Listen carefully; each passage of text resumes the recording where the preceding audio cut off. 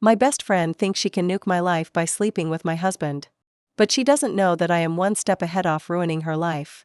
My husband and I have been married for 6 years now. We have 2 kids and I'm 6 months pregnant with our third 2 years ago. I found out my dad has stage 3 colon cancer. My dad is my only parent as my mom passed away when I was 12. He's my favorite human in life. Without him doesn't seem as colorful. My husband has been my absolute rock. He has been there for me, holding my hand and helping me through this. He's been so loving and attentive to both my kids and I. I don't allow myself to wallow. My kids are still loved, cared for, played with. And I haven't let my load slack around the house. Once my dad got his updated prognosis, my husband encouraged me to quit my job. So I did. I quit my job. My best friend and I have been friends since diapers. Her family is like my family. And vice versa. My mom and her mom grew up together. We've always been solid. And right after my dad's appointment, when we found out he had so little time left, I drove straight to her house. And she held me while I cried for hours. If there are soulmates in friend form, she was mine. Thick as thieves is what my mom used to say. This morning as I was up with my 3-year-old, my husband's work alarm was going off. He has a few. So I turned that one off and gently woke him up. He said he was up late working, so he took the morning off. He rolled over and went back to sleep. As I went to turn off the remain of his alarms, I saw a text from my friend on his lock screen. That said, I'm assuming since there hasn't been an angry pregnant lady on my doorstep, you haven't told her about us yet. Time froze in that moment. I took his phone and walked away and just read their conversations. For months this man has been cheating with my best friend. For months these people have been lying to my face. And I know what you're going to say. You should have seen the warning signs. But I've been clutching this phone in my hand for 2 hours and nothing. He has been so loving and attentive to me, but he always has been so kind and gentle.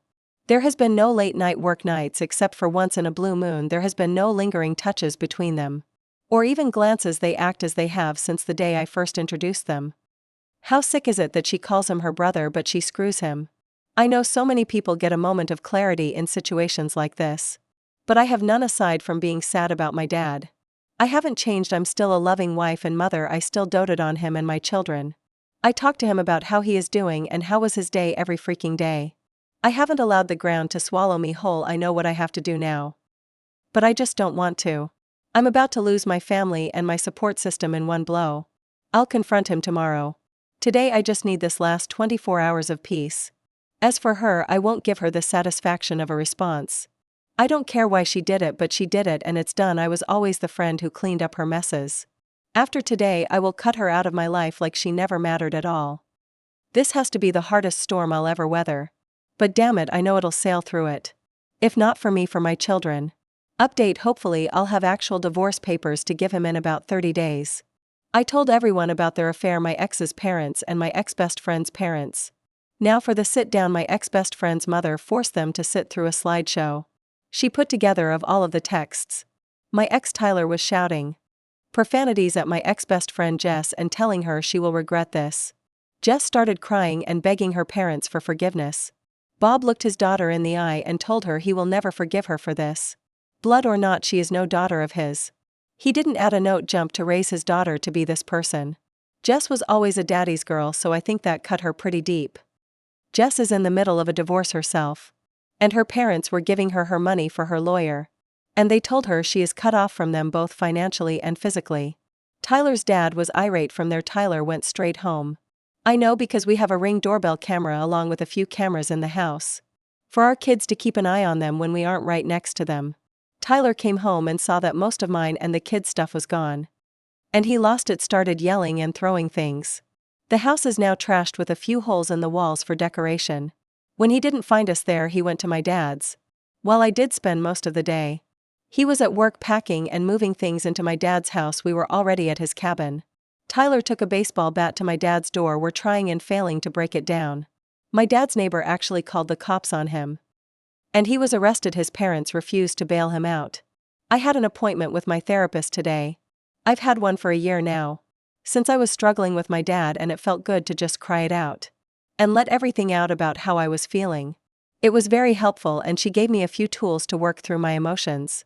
With this one I felt very grounded and empowered leaving my session today. I'm also planning on setting up my children with a therapist.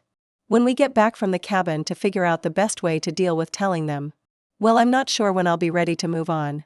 Falling in love is the absolute last thing on my mind at the moment. I refuse to let Tyler win and destroy love for me completely.